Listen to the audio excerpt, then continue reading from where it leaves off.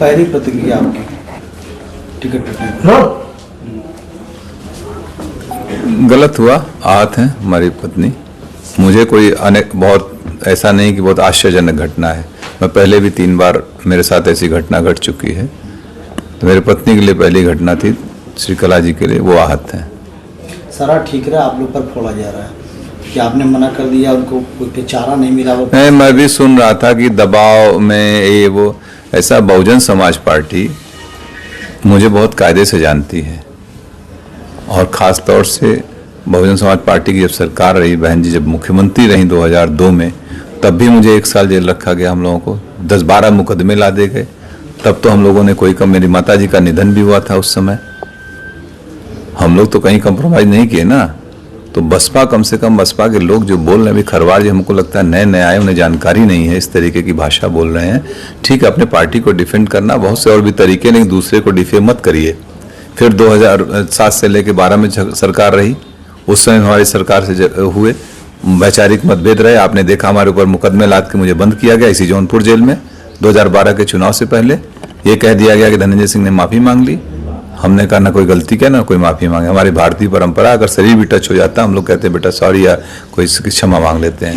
लेकिन जब तक गलती नहीं होती तब तक कोई वो नहीं होता है। और लोकतंत्र के सब जुमले नहीं है। तब भी हम लोग उसको किए थे।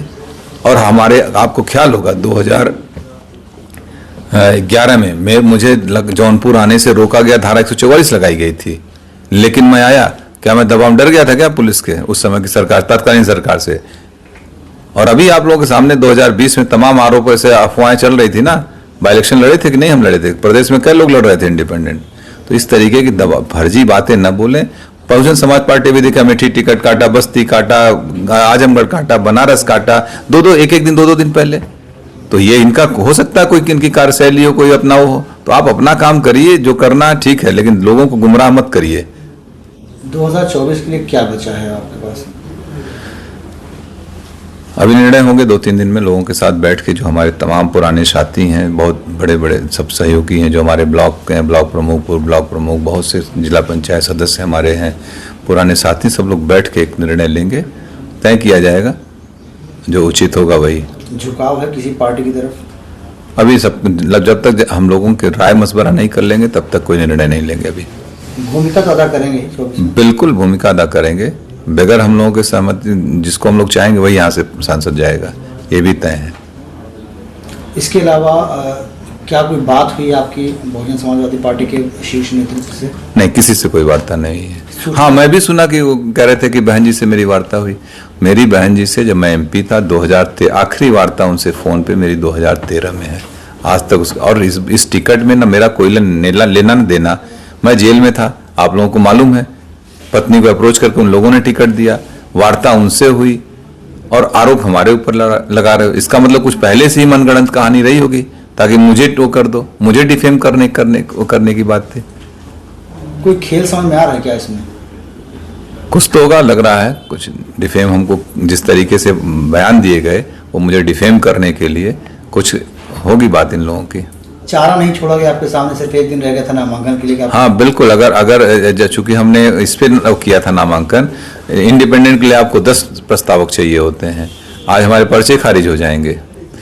खैर, मैं एक बात और बता दूं, अगर मैं चुनाव लड़ रहा होता तो मैं जरूर एक इंडिपेंडेंट नॉमिनेशन भी करके रखता। या मैं इंडिपेंडेंट रहता ही, मुझे नहीं जाना पड़ता कहीं, और हम लोग चुनाव लड़ते। भविष्य में क्या कोई तालमेल बैठेगा बसपा से? मुझे नहीं, मेरा तो नहीं लगता है कभी।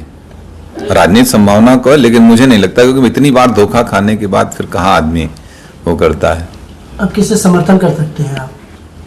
ये भविष्य का सवाल है। मैंने अभी कहा कि अभी हम अपने सारे लोगों के साथ बैठेंगे, जिम्मेदार साथियों का, यही नहीं पूरे जौनपुर, पूरे दोनों हमारी लोकसभा, सभी जनपद के सभी लोगों के साथ हम लोग बैठेंगे। जनपद में कम से कम हम लोगों के 2, 2.5, 3, 4 लाख लोग अपने हैं। जहां हम लोग चाहेंगे वहां मत करेंगे। ये सबसे मिलकर बैठ के बात। अब आपको धोखेबाज बता रहे हैं कि उन्होंने एक दिन पहले ही कहा कि अब आप हमारी पत्नी चुनाव नहीं लड़ेंगी, इस तरीके का बयान आपने उनको? इसका जवाब दे दिए यार। अब कौन कह रहा है? कितने बड़े लोग हैं, कोई बचा है बसपा में? क्यों ऐसी बात कर रहे हैं कि एक अकेली सीट जौनपुर की थी जिसको लेकर बसपा चर्चा में आ गई। 5 जगह और टिकट काटे, कोई चर्चा है? इतने माइक लगा कोई पूछने गया कहीं? खाली जौनपुर की वजह से ना, जौनपुर की वजह से चर्चा में, धनंजय सिंह की वजह से बसपा चर्चा में, बसपा की वजह से धनंजय सिंह चर्चा में नहीं है। प्रणाम।